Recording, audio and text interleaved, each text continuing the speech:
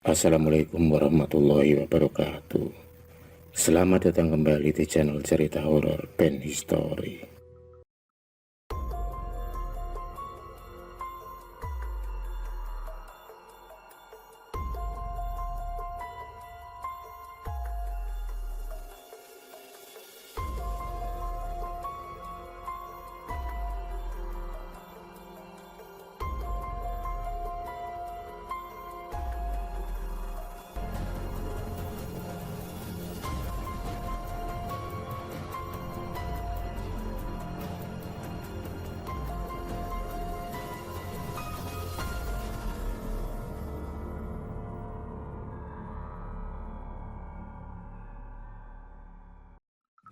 Mbak Bringos dengan sabar mengarahkan Sri Hatin agar duduk bersemedi dengan alas kain kafan tak jauh dari sebuah ranjang kecil berkelambu kumal. Sementara Gugu, Hendro, dan Kusmayadi hanya diperbolehkan mengawasinya dari tempat yang agak jauh.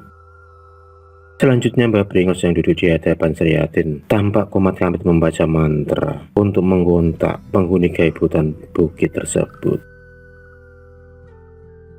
Sementara itu anehnya Kusmayadi yang tidak mengerti dengan apa yang dibaca oleh Mbak Bringos. Dia lebih memilih membaca surah Al-Fatihah dan ayat-ayat lainnya demi mengusir rasa takutnya yang menjalar malam itu.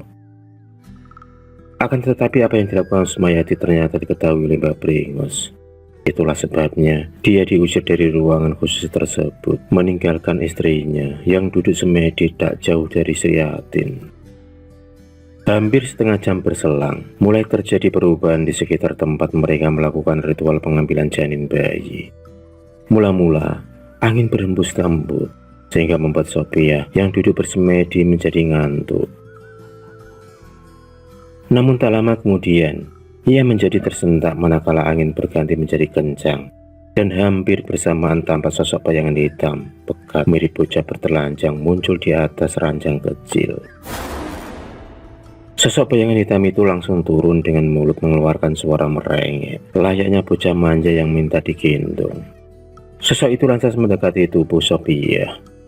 Sophia yang sejak tadi memelototi bayangan bayi hitam itu hampir berteriak keras, manakala sosok tersebut tiba-tiba saja duduk di pangkuannya. Akan tetapi, saat itu ia sama sekali tidak merasakan kaki dan kedua tangannya menyentuh sosok tersebut. Mbak Bringos yang menyaksikan hal itu lantas dengan gerakan isyarat menyuruhnya untuk diam. Dia pun kemudian menuruti apa perintah Mbak Bringos. Setelah lama berada dalam pangkuannya, sosok bayangan bocah itu kemudian perlahan lenyap. Tak lama berselang dari lenyapnya sosok bayangan tersebut, ujian kedua pun muncul menyusul. Kala itu sebuah bayangan kereta kencana datang, entah dari mana, lalu berhenti tepat di atas ranjang tempat munculnya sosok bayangan bocah tersebut. Kemudian sosok wanita berwajah cantik yang menggunakan pakaian kebesaran keraton tampak turun dengan gerakan lembut menuju ke tempat ritual. Kemudian berdiri di dekat mereka. Tak lama setelahnya, sosok itu lantas mengarahkan tangan menuju ke arah Sophia. Selanjutnya, peristiwa gaib kembali datang menguji Sophia.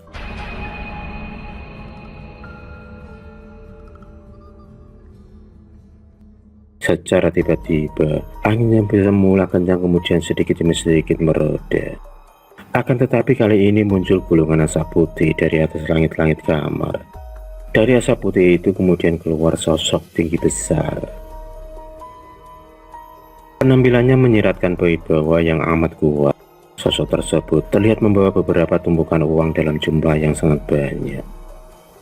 Anehnya, kemunculan sosok tersebut hanya terlihat oleh Sophia, sedangkan Mbak Bringos, Sri Hatin, serta Buku tak melihat apa-apa.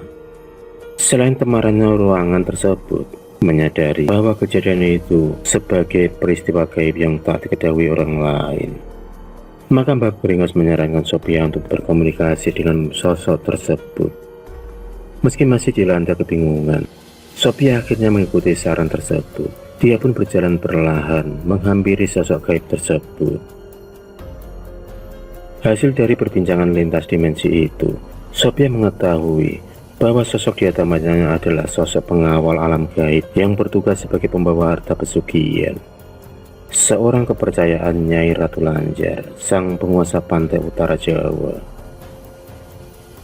Merasa prosesi ritual diterima oleh para penghuni alam gaib tersebut, sosok-sosok tersebut akhirnya menghilang secara tiba-tiba. Hingga beberapa saat kemudian, Sophia hanya terpaku dan terdiam di tempatnya. Ia seakan tak percaya terhadap apa yang telah ia alami. Ternyata melakukan ritual prosesi pesugihan itu tidak sesulit yang dibayangkan. Hanya dibutuhkan mental saja. Demikian batin Sophia setelah melihat situasi ruangan tersebut kembali hening seperti sedia kala. Akan tetapi tidak demikian dengan Sriatin. Petaka itu segera menyiksanya. Tiba-tiba Sriatin merasakan tidak enak pada perutnya. Bukan rasa nyeri hendak buang hajat, tetapi rasa nyeri seperti hendak melahirkan. Karena itu, ia pun segera memanggil Mbah Brengos yang masih duduk sumedi di hadapannya. Namun aneh bin ajaib, belum sempat Mbah Brengos berdiri hendak membantunya, Sriatin merasakan jika perutnya saat itu juga terasa kempis seperti layaknya gadis yang tidak sedang hamil. Mengetahui perutnya yang sudah mengempes, ia pun memastikan hilang tidaknya bayi yang dikandungnya. Kemudian Mbah Brengos langsung memanggil seseorang dari balik kamar. Wanita parubaya yang dipanggil Mbok Jumi itu ternyata seorang dukun beranak kampung setempat yang biasa bertugas mengecek kehamilan si pasien.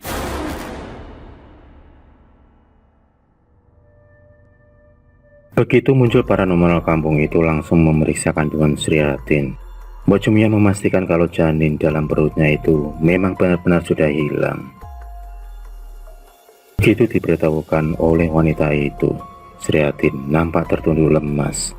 Ia seakan menyesali atas perbuatannya yang tentu saja menanggung resiko besar baik di dunia maupun di akhirat nantinya. Akan tetapi ketika bayangan uang yang akan dia dapatkan begitu menggiurkan, bayangan kengerian mendadak hilang. Terlebih paranormal itu menyatakan jika hilangnya bayi yang dikandung Sriatin karena telah diambil oleh sosok pengawal gaib Nyai Ratu Lanjar. Singkat cerita, sebagaimana yang ditekankan oleh Mbah Brengos dalam prosesi ritual tersebut, apa yang diinginkan Sophia akhirnya terkabulkan. Tetapi sebagai gantinya, para leluhur alam gaib itu akan memberikan beberapa persyaratan. yakni Sophia harus merawat dengan baik jika nantinya ada seorang bocah yang datang ke rumahnya. Selanjutnya setiap tahun ia harus menggelar selamatan dengan menyembelih kambing kendit di lokasi bekas ritual. Dan yang terakhir, Sophia diharuskan bersedia menyusui sosok bocah tersebut setiap kali muncul di rumahnya. Sebuah syarat yang sangat mengerikan di mata Kusumayadi jika itu benar-benar terjadi. Namun karena sejak semula istrinya telah menyatakan kesediaannya melakukan persekutuan tersebut, maka akhirnya dia pun hanya pasrah saja. Dan sejak saat itulah keduanya mulai terikat perjanjian gaib. Setelah merampungkan ritual perjanjian, mereka pun bergegas pulang.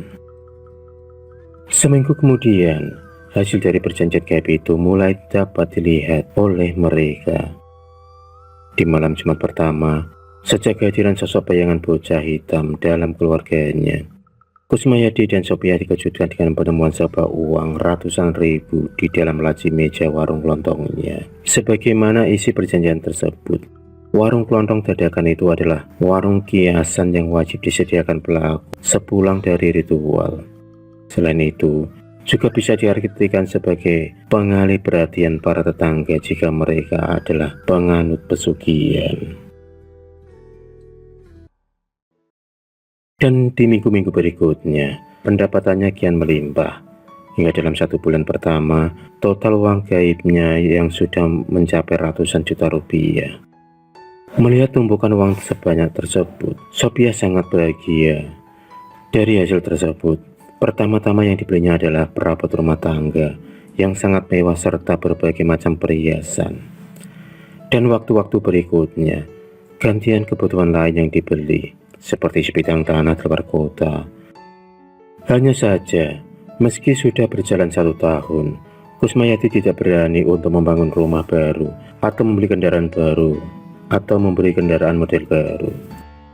Untuk warawiri mereka cukup mengendari mobil yang dibelinya setengah pakai saja. Itu semata-mata untuk menjaga agar para tetangganya tidak curiga jika kalau sampai bisa membangun rumah. Jadi kalau sampai bisa membangun rumah, apalagi mewah, para tetangga pasti langsung kasak kusuk. Wajar saja jika Sophia begitu menikmati hasil tersebut, sebab selama itu dialah yang harus rela untuk menyusui sosok bocah siluman tersebut setiap kali hadir di antara mereka. Itu sudah menjadi perjanjian gaib mereka dengan makhluk halus mirip tuyul tersebut. Dan perjanjian lainnya pun kerap mereka lakukan hampir di setiap tahun untuk pergi ke kawasan hutan di atas bukit di Kabupaten Grobogan untuk menggelar selamatan. Hingga akhirnya menjelang pagi di tahun ketiga, mereka mengingat perjanjian gaib. Kusmayadi menemukan istrinya terkulai lemas di atas kursi kuyang dalam kondisi tubuh sangat mengenaskan. Tubuhnya tampak mengering dan keriput, sementara nafasnya tersengal-sengal sangat lemah. Khawatir terjadi apa-apa, Kusmayadi membawanya ke rumah sakit. Namun baru saja sampai di sana, sebelum sempat mendapatkan perawatan dokter, nyawa sang istri tak tertolong lagi. Ia mengembuskan nafas terakhirnya saat dibawa ke ruang ICU. Seketika Kusmayadi pun menjerit histeris, menyesali segala perbuatannya dengan membantu istrinya melakukan persekongkolan dengan makhluk halus. Bahkan, di saat pemandian jenazah, sebenarnya banyak pihak keluarga yang menanyakan kematian mendadak Sophia, terlebih setelah melihat tubuhnya yang keriput. Namun sejauh itu Kusmayadi hanya mengatakan bila dirinya tidak mengetahui penyebabnya, terlebih jika istrinya mengidap penyakit gawat. Beberapa hari berselang kemudian, barulah Kusmayadi mendapatkan jawaban atas misteri kematian tersebut. Menurut paranormal yang dulu mengantarkan mereka ke Grobogan, kematian Sophia adalah akibat istrinya yang terlalu lama menyusui sosok bocah siluman yang mereka pelihara. Sebab katanya sejatinya yang dihisap bocah siluman itu bukanlah air susu, melainkan darah Sophia. Akibatnya lambat laun tubuh Sophia menjadi kering karena kehabisan banyak darah. Kini Kusmayadi hidup sendiri di usianya yang lebih dari 50 tahun. Hidupnya pun kembali seperti semula, serba pas-pasan, tanpa anak ataupun istri. Karena selama berumah tangga dengan Sophia, mereka belum diberi momongan. Kusmayadi sangat menyesali apa yang telah terjadi.